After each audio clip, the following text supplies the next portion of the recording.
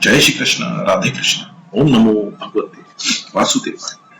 भगवान ने दूसरे श्लोक में यह बताया कि मैं विज्ञान सहित ज्ञान को संपूर्णता से कहूंगा, जिससे कुछ भी जानना बाकी नहीं रहता। जब जानना बाकी रहता ही नहीं, तो फिर सब मनुष्य उस तत्व को क्यों नहीं जान लेते? इसके उत्तर में बस आगे का श्लोक कहते हैं। हजारों मनुष्यों में कोई एक ही मेरी प्राप्ति के लिए यत्न करता है। तात्पर्य है कि जिसमें मनुष्यपना है, अर्थात जिनमें पशुओं की तरह खाना पीना और ऐश आत्म करना नहीं है, वे ही वास्तव में मनुष्य। उन मनुष्यों में भी जो नीति और धर्म पर चलने वाले हैं, ऐसे मनुष्य हजारों हैं। उन हजारों मनुष्यों में भी कोई एक ही सिद्धि के लिए यत्न करता है, अर्थात जिससे बढ़कर कोई लाभ नहीं, जिसमें दुख का लेश भी नहीं और आनंद की किंचित मात्र भी कमी नहीं, कमी की संभावना भी नहीं, इसे स्वतः सिद्ध नित्य तत्व की प्राप्ति के लिए यत्न करता है। स्वर्ग आदि लोगों की और अणिमा, महिमा, गरिमा आदि सिद्धियों की प्राप्ति वास्तव में सिद्धि है ही नहीं, प्रत्युत्व तो असिद्धि ही है, क्योंकि वो पतन करने वाली अर्थात बार बार जन्म मरण देने वाली है। इसलिए यह परमात्मा की प्राप्ति को ही सिद्धि कहा गया है। जो परलोक में स्वर्ग आदि की प्राप्ति नहीं चाहता और इस लोक में धन, मान, भोग, कीर्ति आदि नहीं चाहता, अर्थात जो उत्पत्ति विनाशील वस्तुओं में नहीं अटकता और भोगे हुए भोगों के तथा मान, बड़ाई, आदर, सत्कार आदि के संस्कार रहने से उन विषयों का संग होने पर, उन विषयों में रुचि होते रहने पर भी जो अपनी मान्यता, उपदेश, विचार, सिद्धांत आदि से विचलित नहीं होता, ऐसा कोई एक पुरुष ही सिद्धि के लिए यत्न करता है। इससे सिद्ध होता है कि परमात्मा प्राप्ति रूप सिद्धि के लिए यत्न करने वाले अर्थात दृढ़ता से उधर लगने वाले बहुत कम मनुष्य होते हैं। परमात्मा प्राप्ति की तरफ न लगने में कारण है भोग और संग्रह में लगना। सांसारिक भोग पदार्थों में केवल आरंभ में ही सुख दिखता है। मनुष्य प्राय तत्कालिक सुख देने वाले साधनों में ही लगते हैं। उनका परिणाम क्या होगा इस पर भी विचार ही नहीं करते। अगर वे भोग और ऐश्वर्य के परिणाम पर विचार करने लग जाए कि भोग और संग्रह के अंत में कुछ नहीं मिलेगा, लेते ही रह जाएंगे और उनकी प्राप्ति के लिए किए हुए पाप कर्मों के फलस्वरूप 84 लाख योनियों को नरकों के रूप में दुख ही दुख मिलेगा, तो वे परमात्मा के साधन में लग जाएंगे। दूसरा कारण यह है कि प्राय लोग सांसारिक भोगों में ही लगे रहते हैं। उनमें से कुछ लोग संसार के भोगों से ऊंचे उठते भी हैं, वे परलोक के स्वर्ग आदि भोग भूमियों की प्राप्ति में लग जाते हैं। परंतु अपना कल्याण हो जाए, परमात्मा की प्राप्ति हो जाए, ऐसा दृढ़ता से विचार करके परमात्मा की तरफ लगने वाले लोग बहुत कम होते हैं। इतिहास में भी देखते हैं तो सकाम भाव से तपस्या आदि साधन करने वालों के ही चरित्र विशेष आते हैं। कल्याण के लिए तत्परता से साधन करने वालों के चरित्र बहुत ही कम आते हैं। वास्तव में परमात्मा तत्व की प्राप्ति कठिन या दुर्लभ नहीं है, परंतु इधर सच्ची लगन से तत्परता पूर्वक लगने वालों बहुत कम है।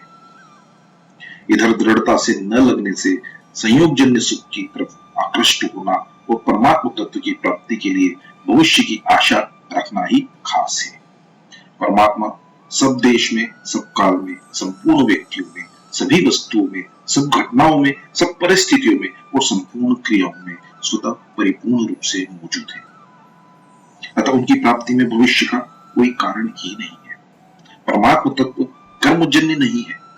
जो वस्तु कर्मजन्य होती है वो भविष्य में मिलती है, कारण कि जो वस्तु कर्मजन्य होती है वो उत्पत्ति विनाशील वाली होती है और उसमें देश काल की दूरी होती है, अतः उसी के लिए भविष्य होती है।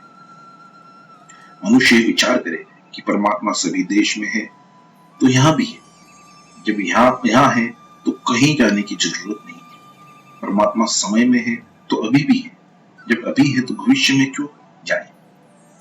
परमात्मा सब में है तो मेरे में भी है, जब मेरे में है तो दूसरे किसी में खोजने की पराधीनता नहीं है। परमात्मा सबके हैं तो मेरे भी हैं, जब मेरे हैं तो मेरे को अत्यंत प्यारे होना चाहिए, क्योंकि अपनी चीज सबको प्यारी होती है। साथ ही साथ परमात्मा सर्वो सर्वोत्कृष्ट है, अर्थात उनसे बढ़कर कोई है ही नहीं। ऐसा विश्वास होने पर स्वतः ही मन खींचेगा। उपयुक्त बातों पर दृढ़ विश्वास हो जाए तो परमात्मा की आशा भविष्य का अवलंबन करने वाली नहीं होती, किंतु परमात्मा को तत्काल प्राप्त करने की उत्कंठता हो जाती है। प्राय लोग इस तीसरे श्लोक को तत्व की कठिनता बताने वाले मानते हैं, परंतु वास्तव में यह श्लोक तत्व की कठिनता के विषय में नहीं है, क्योंकि परमात्मा तत्व की प्राप्ति कठिन नहीं। तो तत्व प्राप्ति की उत्कंठ अभिलाषा होना और अभिलाषा की पूर्ति के लिए तत्व जीवन मुक्त महापुरुषों का मिलना दुर्लभ है, कठिन है। यहाँ भगवान अर्जुन से कहते हैं कि मैं कहूंगा और तू जानेगा, तो अर्जुन जैसा अपने श्रेय का प्रश्न करने वाला और भगवान जैसा सर्वज्ञ कहने वाला मिलना दुर्लभ है। वास्तव में देखा जाए तो केवल उत्कंठ अभिलाषा होना ही दुर्लभ है, कारण कि अभिलाषा होने पर उसको जानने की जिम्मेवारी भगवान पर आ जाती है। तत्व कहने का तात्पर्य है कि वह मेरे सगुण, निर्गुण, साकार, निराकार, शिव, शक्ति, गणेश, सूर्य, विष्णु आदि रूपों में प्रकट होने वाले और समय समय पर तरह तरह के अवतार लेने वाले मुझको तत्व से जान लेता है, अर्थात उसके जानने में किंचित मात्र भी संदेह नहीं रहता और उसके अनुभव में एक परमात्मा तत्व के सिवाय संसार की किंचित मात्र भी सत्ता नहीं रहती। परिशिष्ट भाव यह है कि कर्मयोग, ज्ञान योग, ध्यान योग आदि जितने साधन हैं, उन साधनों से यत्न करते हुए जो सिद्ध हो चुके हैं, ऐसे जीवन मुक्त ज्ञानी महापुरुषों में भी सब कुछ भगवान ही है। इस प्रकार भगवान के समग्र रूप को यथार्थ रूप से अनुभव करने वाले प्रेमी भक्त दुर्लभ है। वे सिद्ध अर्थात जीवन मुक्त पुरुष अपनी स्थिति मुक्त अवस्था से असंतुष्ट हैं और उनके भीतर परम प्रेम अनंत रस को प्राप्त करने की उत्कंठता है, भूख है।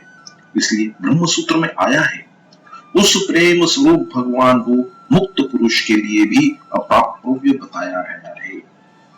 कारण यह है कि मुक्त होने पर नाशवान रस की कामना तो मिट जाती है, पर अनंत रस की भूख नहीं मिटती।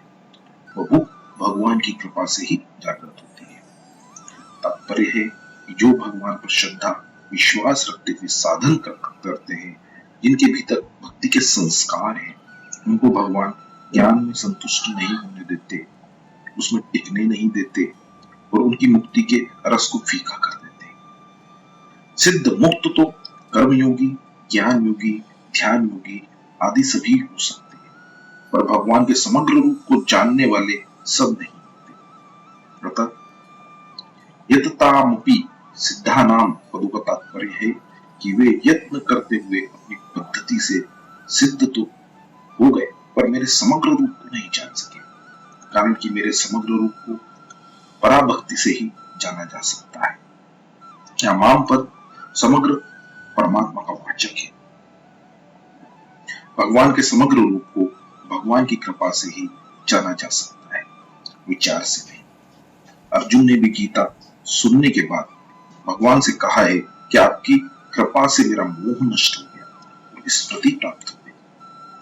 जैसा दूध पिलाते समय गाय अपने बछड़ों को स्नेह पूर्वक चाटती है, तो उससे बछड़े की जो पुष्टि होती है वह केवल दूध पीने से नहीं होती। वैसे ही भगवान की कृपा से जो ज्ञान होता है वह अपने विचार से नहीं होता, क्योंकि विचार करने में स्वयं की सत्ता रहती है। केवल निर्गुण को जानने वाला परमात्मा को तत्व से नहीं जानता, प्रत्युत सगुण निर्गुण दोनों को समग्र को जानने वाला ही परमात्मा को तत्व से जानता है। कर्मयोग से शांत आनंद शांति की प्राप्ति होती है, क्योंकि संसार के साथ संबंध होने से ही अशांति होती है। कर्मयोग से संसार का संबंध विच्छेद होने पर से शांति प्राप्त होती है। ज्ञान योग से अखंड आनंद की प्राप्ति होती है। अखंड आनंद को निजानंद भी कहते हैं, क्योंकि यह अपने स्वरूप का आनंद है। निजानंद में जिनका ब्रह्मा के साथ साधर्म्य हो जाता है, अर्थात जैसे ब्रह्म सत्यचित आनंद रूप स्वरूप है, ऐसे ही जीव भी सत्यचित आनंद स्वरूप हो जाता है। यद्यपि निजानंद की प्राप्ति होने पर साधक में कोई कमी नहीं रहती, फिर भी जिसके भीतर भक्ति के संस्कार है और भगवान की कृपा का आश्रय है, उसको निजानंद में संतोष नहीं होता।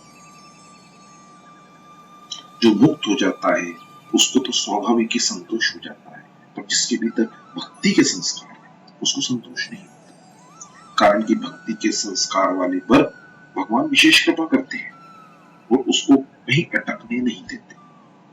उसके भीतर अनंत आनंद की भूख रहती है। मतलब भक्ति योग से अनंत आनंद की प्राप्ति होती है। निजानंद तो अंश स्वरूप का आनंद है, पर अनंत आनंद अंशी भगवान का आनंद है। ये सिद्धांत है कि वस्तु के आकर्षण में जो सुख होता है वो सुख वस्तु के ज्ञान में नहीं होता। जैसे रुपयों के लोभ में जो सुख मिलता है वो रुपयों का ज्ञान होने से नहीं मिलता। रुपयों का ज्ञान होने से उसका उपयोग करना तो आ सकता है, पर विशेष आकर्षण नहीं होगा।